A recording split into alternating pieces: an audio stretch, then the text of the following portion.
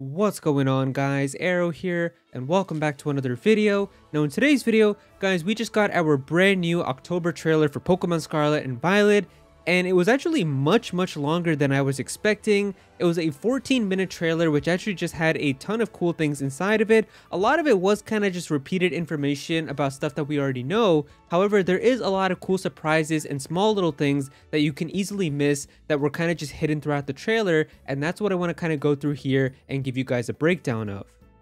Now, real quick before we get started, I just want to let you guys know that I am partnered with Best Buy now, and so there will be links below in the description and the pinned comment to Pokemon Scarlet, Pokemon Violet, and even the double pack. If you click those links and then pre-order from there, you can really support me and help out the channel a lot, so I would really appreciate it. And Best Buy is awesome because they'll actually give you free shipping and send the game right to your house day one. So if you want to play the games the day that they're available and have them delivered right to your doorstep, then definitely consider pre-ordering from the links below in the description or the pinned comment. I would really appreciate it. And these games are looking pretty cool, so I know a lot of you guys definitely want them. Alright, so here we are with the trailer itself. I'm kind of just going to be scrubbing through it and showing you guys some of the little things that you guys might have missed. But we can see right here that the trailer opens up by kind of just showing us some of the earlier shots of the game. However, one of the things that I noticed kind of right away is that it seems like that wild Pokemon are just going to be encountered by walking up to them. So that kind of does suck because it seems like they're not going to be like wandering around or anything. Like they're kind of mostly just going to be standing still.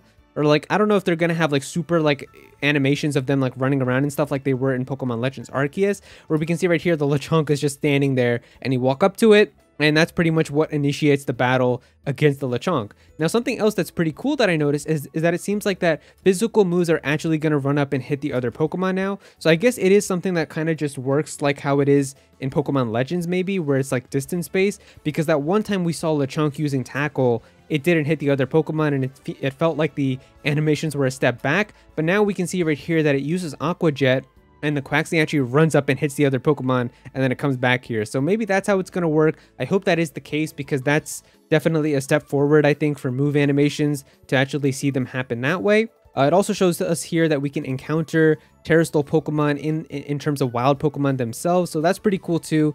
Pokemon like this usually end up having like a pretty good Terra type, because we can see right here that this Jigglypuff has a Water Terra type and it's just a normal and Fairy type normally. So that's pretty cool that you can encounter some rare Pokemon that way.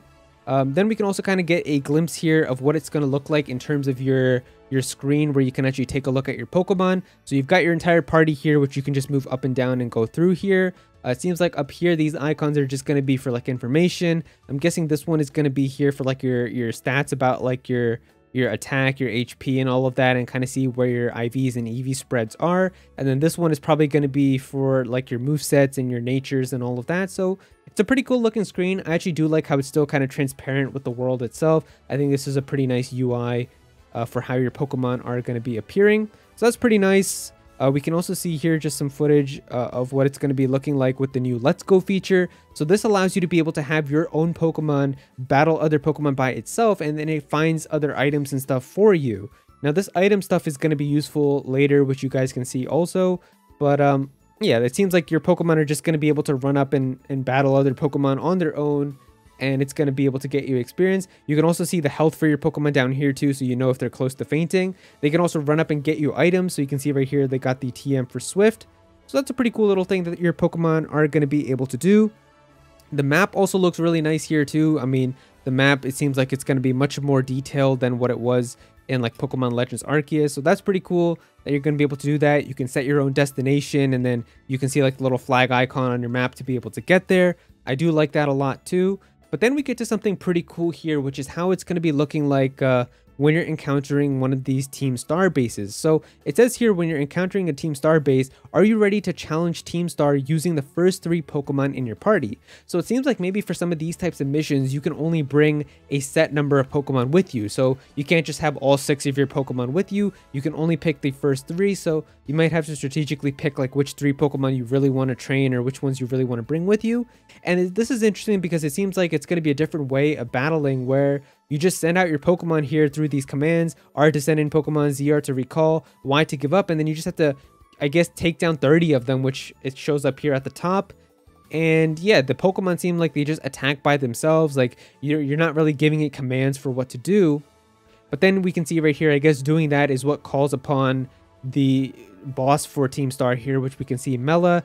Now this is the cool feature that allows you to be able to make your own TMs. So this is kind of how the crafting is going to work in this game. And that's something that I was kind of wondering a little bit about as well, because the one thing that was really cool about Pokemon Legends Arceus was once you battled Pokemon and once you kind of just wandered around, you were able to find and discover these cool items that you were able to use to craft your own Pokeballs, to craft your own potions and all of that. But obviously, because these games are going to be modern Pokemon games, they're already just going to have Pokemarts that you can go to in order to buy like revives and potions and all of that. So what exactly are you going to be doing with the Pokemon that you're going to be battling against? And that's what it shows you right here. So you're going to be able to use items that you find from battling Pokemon in order to craft your own TMs. So we can see right here for the example that they're showing us with Thunderfang, you can see right here it shows you like the accuracy, the power, and all of that.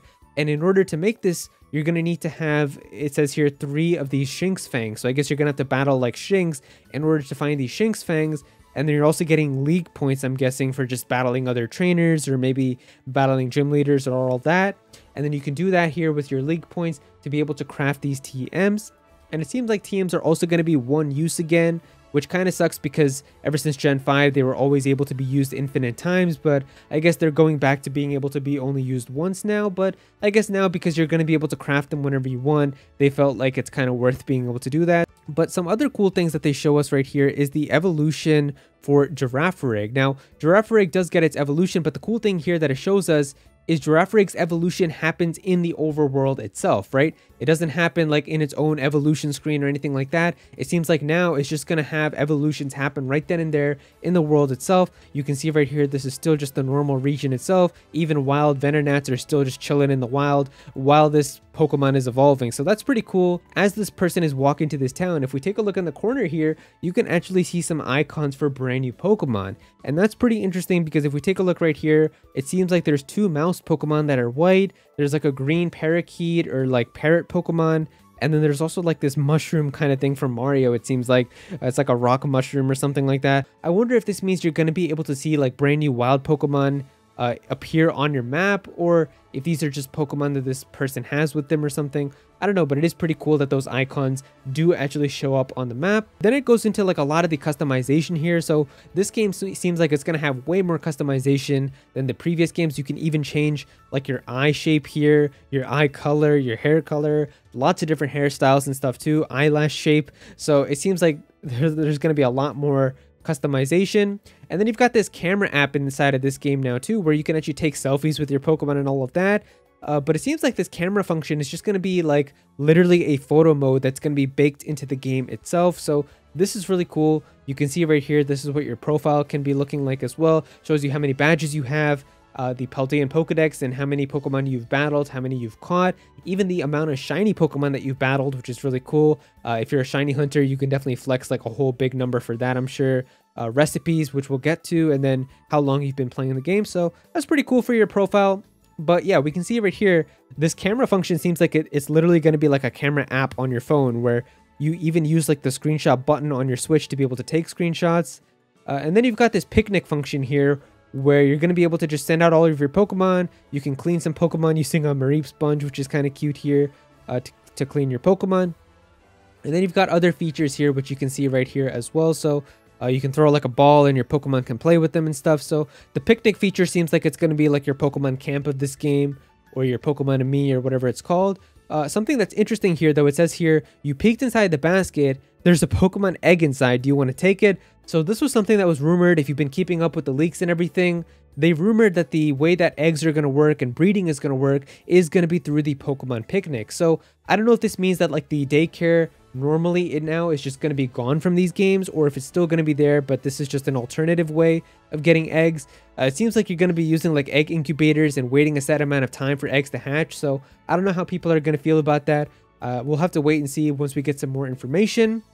And then we've got this mini game here where you can craft some food with your Pokemon. So of course it isn't a Pokemon game unless there is some type of food crafting type of mini game, whether it's Poffins or curry like it was in Pokemon Sword and Shield. You've got sandwiches here inside of Generation 9, so that's pretty cool. I guess you can craft your own sandwiches. But the cool thing here is that once you do craft these sandwiches, it actually grants you some bonuses, which we can see right here in the corner.